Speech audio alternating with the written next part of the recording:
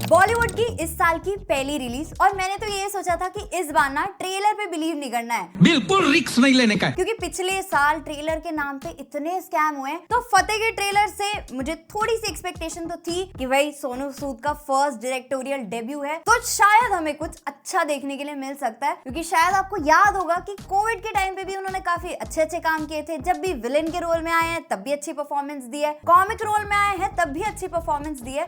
तो मुझे लग रहा था कि हाँ, इस बार एक्शन अवतार में होंगे तो उनका परफॉर्मेंस भी बहुत सॉलिड होगा और फतेह जो है वो बॉक्स ऑफिस को भी फतेह कर ही लेगी। 2 घंटे 10 मिनट की पिक्चर है और मुझे ये नहीं पता चल रहा है कि भाई ये जॉन विक सर ने क्या ट्रेंड स्टार्ट किया है। सबको सूट पहन के रेडी होके ही लड़ाई करनी है, वो भी टाई वाई लगा के। मतलब मुझसे तो वीडियो ट्यूटोरियल देख के भी टाई नहीं बांधी जाती, और ये फटाफट सूट बूट में रेडी हो जाते हैं और फिर चले जाते हैं खून में नहाने के लिए। क्योंकि आजकल का एक ही ट्रेंड चल रहा है, जितना ज्यादा गोर उतना ज्यादा ऑडियंस। बात तो सही है। और उसी फिलॉसफी पे चलते हुए फतेह में आपको पहले 5 मिनट में ही एक एक्शन सीक्वेंस देखने के लिए मिल जाता है, जिसमें जो हमारा हीरो है वो John Wick plus animal style में सबको मार रहा है और वानाबी मार्को जैसा भी बनता जा रहा है। हाथ चीर दो, किसी के सर में छुरा घोंप दो, स्टार्टिंग गोर की वहीं से हो जाती है। एंड फिर तुरंत ही पिक्चर 1 महीने पीछे के फ्लैशबैक में चली जाती है कि एक्चुअल में ये जो एक्शन सीक्वेंस हो रहा था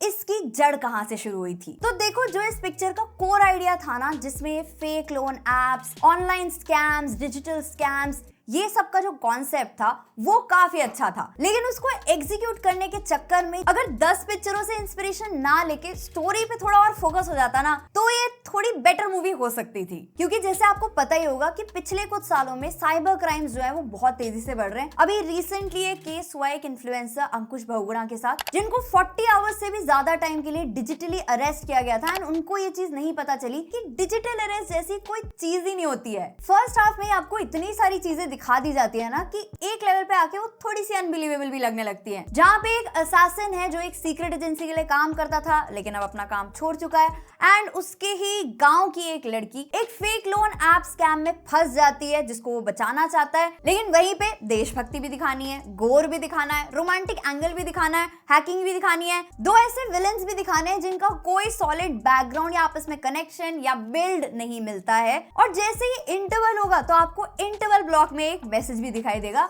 कि brace yourself, you will need this break. वहां पे मुझे ऐसा लग रहा था कि पिक्चर कब खत्म होगी, क्योंकि इसमें और क्या क्या दिखाना बाकी है। लेकिन नो डाउट सेकेंड हाफ में जो फर्स्ट हाफ में नहीं दिखाया था, सेकेंड हाफ में वो सारी कसर पूरी कर दी जाती है। क्योंकि आपको एक पिक्चर में ही 10 पिक्चरें देखने के लिए मिल जाएंगी। कहीं आपको लगेगा कि ये जॉन विक से इंस्पायर्ड है, कभी आपको लगेगा कि ये एनिमल से इंस्पायर्ड है, और कभी आपको लगेगा कि ये मार्को से इंस्पायर्ड है। तो ट्रेंड को फॉलो करते हुए गोर दिखाने की तो भरपूर कोशिश की गई है, लेकिन उसका इम्पैक्ट ही फील नहीं होता। क्योंकि जो इसकी एक्शन कोरियोग्राफी है वो ओकेश ही है, मतलब बहुत ज्यादा अच्छी नहीं है, बहुत ज्यादा ऐसी नहीं है कि हाँ आपको बिलीवेबल लगे। इवन कैमरा एंगल्स कई जगह इतने ज्यादा शेकी थे कि कुछ भी क्लियर स्लिक एक्शन नहीं लगता। इवन कुछ सीन्स देखने बाद तो ऐसा लग रहा था कि शायद मैं अपने आसपास किसी भी चीज से किसी का भी खून कर सकती हूँ। क्योंकि इसमें हीरो को जो हाथ में मिला, बुक, पेन, गमला, रॉड, स्क्रू ड्राइवर, जो चीज भी मिल रही है ना भाई, उसने उससे मारा है, लिटरली घुसा दिया है, और वो भी बॉडी के हर पार्ट में। अब देखो, मैं ये नहीं कह रही कि आप ट्रेंड को फॉलो मत करो। अगर ऑडियंस गोर देखना चाहती है दिखाओ, वायलेंस देखना चाहती है दिखाओ, लेकिन उसका CGI और VFX का लेवल तो इतना रखो कि हाँ वो बिलीवेबल लगे, वो लगे कि हाँ ये चीज असली है, नकली ना लगे। एक जगह तो मुझे खून पिंक दिखाई दे रहा था, और आधी पिक्चर भटकने के बाद पिक्चर में एक कैरेक्टर ही फतेह को याद दिलाता है कि भाई आप लड़की बचाने आए थे, कहाँ आप ये देशभक्ति में लग गए। इवन जो विलेंस हैं उनके भी मोटिव जो है ना वो कुछ क्लियरली एस्टैब्लिश नहीं होते। और यहाँ पे तो विजय राज का जो सैसी ह्यूमरस कैरेक्टर रहता है, जो उनके 1 लाइनर डायलॉग्स रहते हैं, वो भी इतना इम्पैक्ट नहीं क्रिएट कर पाते। और हाँ, डायलॉग से मुझे याद आया, भाई डायलॉग से तो मैं बिल्कुल भी इंप्रेस नहीं थी। किसने लिखे हैं बैठ के ये डायलॉग्स? नो डाउट पिक्चर को स्टाइलिश बनाने के लिए दुबई, अमेरिका जैसी लोकेशंस दिखाई गई हैं, लेकिन वो ना तो फतेह की बैक स्टोरी को ही सपोर्ट देती हैं और ना ही प्लॉट में कोई लॉजिक या फिर सिग्निफिकेंट एडवांसमेंट ही ऐड करती है। इवन जो बैकग्राउंड म्यूजिक था वो भी मुझे कई जगह डिस्टर्बिंग सा लग रहा था। कुछ स्लो मोशंस भी ऐसे थे जो अगर थोड़े और अच्छे वे में लिए जाते तो थोड़े और इम्पैक्टफुल लगता है कि हाँ ये जो हमारा हीरो है ये रूथलेस है और जो भी ये कर रहा है मैं उसे बिलीव करूंगी। अब देखो कोई भी एक्शन मूवी होती है या फिर ऐसी गोर मूवी होती है तो उसमें लॉजिक का लोचा तो होता है, लेकिन अगर हम जॉन विक का एग्जाम्पल ले तो वो इतनी बड़ी फ्रेंचाइजी इसलिए है क्योंकि वो अपनी स्टोरी से हमेशा ट्रू रही। भले उसमें ओवर दिखाया लेकिन फिर भी जो उसकी एक कोर स्टोरी थी वो एंड तक भी मेंटेन रहती है। लेकिन वहीं पे ना फतेह एक ऐसी मूवी बन जाती है जो हर पॉसिबल फॉर्मूला ट्राई करती है क्रैक करने का इस जॉनरा को, वो भी 10 अलग अलग मूवीज से काफी हेवीली इंस्पायर्ड होके, जिसमें मैं कहूंगी कि अगर आप ध्यान से देखोगे तो आपको ये लग जाएगा कि हाँ ये सीन तो यहाँ से लिया गया है, ये सीन की इंस्पिरेशन ये है। इवन एक ऐसा सीन भी है मूवी में जहाँ पे एक होटल की लॉबी है और वहां पे ना फतेह जो है, जो हमारा सेंट्रल कैरेक्टर है, वो बहुत सारे मास्ड लोगों को मार रहा है, वो भी गेस व्हाट किससे, हथौड़े से।